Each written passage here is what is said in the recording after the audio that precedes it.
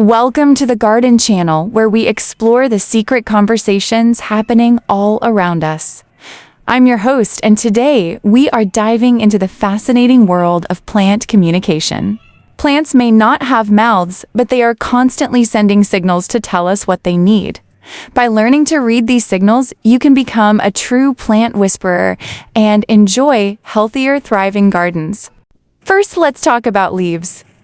When leaves turn a bright yellow, it often means the plant is receiving too much sunlight or not enough water. They need sun signs.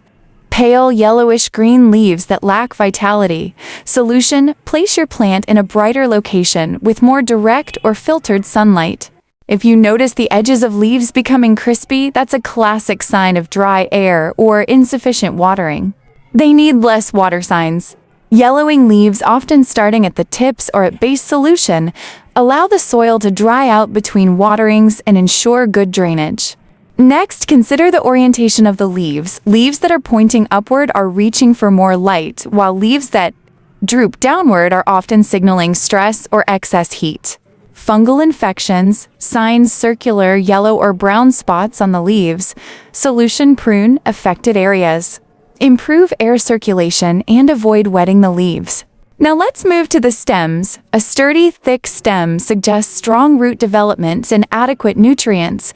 A thin, spindly stem can indicate a lack of calcium or potassium, which are essential for cell wall strength. One of the best ways to boost calcium is to add crushed eggshells to the soil, a natural fertilizer that also improves drainage. Insect feeding signs: holes or chewed sections on the leaves. Solution: inspect for pests such as caterpillars or beetles and use natural repellents or insecticidal soap. A deep green shade usually indicates that the plant is happy with its light and moisture levels. Speaking of soil, let's discuss moisture. Stick your finger about an inch into the soil. If it feels dry at that depth, it's time to water. If it feels soggy, the roots may be sitting in water, which can lead to rot. A simple trick is to use a wooden chopstick. To test depth, insert it and feel for resistance. Now let's talk about flowers and fruit. Vibrant, colorful blooms often mean the plant is receiving enough phosphorus.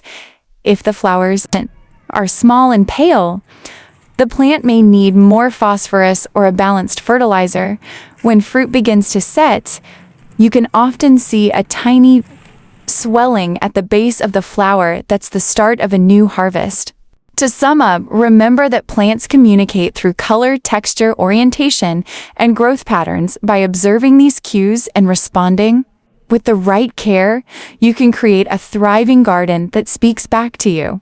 You enjoyed this exploration of plant language? Please hit the like button.